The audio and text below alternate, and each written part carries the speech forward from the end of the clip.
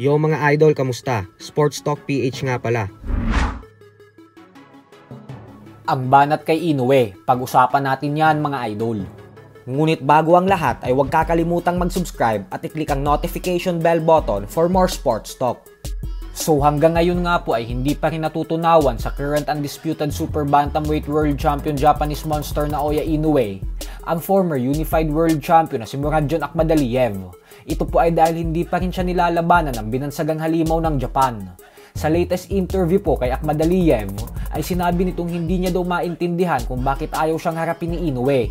Sa katunayan nga daw ay pagkatapos ng undisputed showdown sa pagitan ni Inoue at ng ating pambato na si Marlon Tapales mag-iisang taon na ang nakakalipas, ay siya na daw dapat ang sunod na kalaban ni Inoue. Subalit mas pinili daw nitong harapin ang former world champion na si Luis Nery. At pagkatapos daw kay Nery ay akala niya ay siya na ang sunod na kalaban. Pero laking gulat niya umano na biglang si TJ Duheny naman ang hinarap ni Inoue. Tapos ngayon naman umano ay si Sam Goodman naman ang sunod na lalabanan ni Inoue. Pero ganun pa man nga po ay nagbanta si Akhmadaliev na hindi niya tatantanan si Inoue hanggat hindi niya nakukuha ang inaasam-asam niyang bakbakan kontra dito. Gagawin niya umano ang lahat ng kanyang makakaya upang maikasa lamang ang sagupaan nilang dalawa.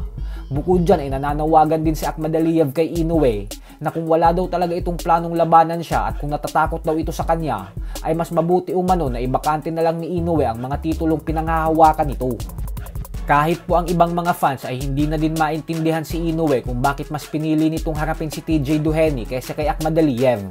Pero syempre alam naman nating lahat na hawak ni Sean Gibbons si Duheny at hindi po natin maikakaila na magaling talaga trumabaho si Gibbons at magbigay ng malalaking laban sa mga fighters niya. Bukod dyan ay kumbinsido pa din naman ang maraming fans na kung sakaling magtuos si Inoue at Akhmadaliev ay tatalunin lang din daw ito ni Inoue.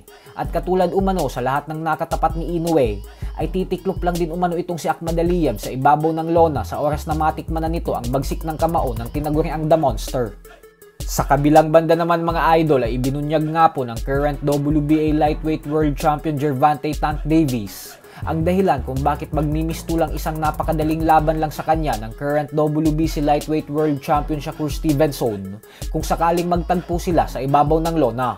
Paliwanag ni Davis na noong nagkaroon daw kasi sila ng isang sparring session ay tinamaan niya umano ng isang solidong suntok si Stevenson at laking gulat niya umano dahil nasaktan daw ito ng husto tapos tumakbo na ng tumakbo sa buong sparring session nila. Giit ni Davis na partida pa nga daw yon dahil may headgear na suot si Stevenson tapos makapal pa na gloves ang gamit niya.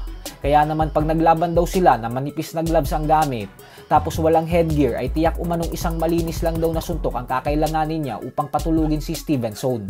So hanggang dito na lang po muna tayo mga idol.